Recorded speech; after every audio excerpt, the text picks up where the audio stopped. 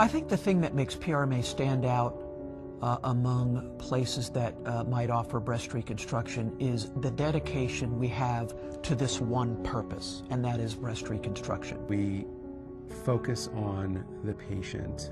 The patient comes first. We try to strive for the best possible overall quality care from the very first time they pick up the phone to call us to the time that they're done with all their reconstructive procedures. PRMA, I feel, is the best place for breast reconstruction for a number of reasons. One is that we've been doing it for a long time, so we have a lot of experience. We've seen all kinds of patients and chest wall defects. We've mastered the evolution of the free tram flap to the DIEP flap or the DIEP flap. Among us, I have the world's experts in flap surgeries. I love the shared passion that we all have. It's selfless, and it's an endless passion. Many patients are going through a very stressful time with the initial diagnosis of breast cancer, and certainly patients also are going through a stressful time if they're deciding to do a prophylactic mastectomy and nipple sparing. The first line approach for breast reconstruction is what the patient wants. Having said that, each patient should be well informed. We have many patients that come to us and don't have a very good knowledge base of what the plastic surgery reconstructive options are. At PRMA Plastic Surgery, our philosophy is a forever reconstruction. What I mean by that is by using the patient's own tissue. It's a process that doesn't have to be repeated 5, 10 years down the line, and that approach is with autologous tissue. The most rewarding thing about being a plastic surgeon for me is helping my patients in their fight against breast cancer. I feel like it's my mission in life.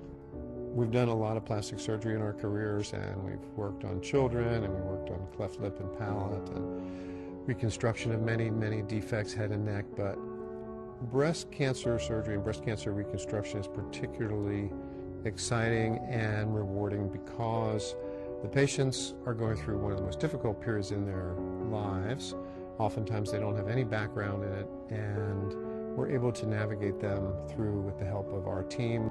What I like most, and I think the guys in the group do as well, is that we get to help people through this depressing process of overcoming breast cancer. It's the silver lining, if you will. And we get to walk with the patients usually for at least a year through this process, and to see them go from their initial phase of bad news and crying and sadness to finally putting this behind them and sending them on their way is very rewarding. I don't like the way patients come in and where they are when they come in, when they see us. I do like the transition, and I love the end, and I love it when they express what it means to them. That's a really big deal. I love that. Breast reconstruction patients are warriors. They have families, they have significant others, and to be in a position to help a patient through that, make them whole again, things like that are a cliche, but it's true. We really do feel like we're offering a positive note in an otherwise difficult time for patients. Every single patient is unique. Everyone has their own experience, their own perspective of their disease, and it's inspiring to see the patient and see how they triumphantly deal with breast cancer.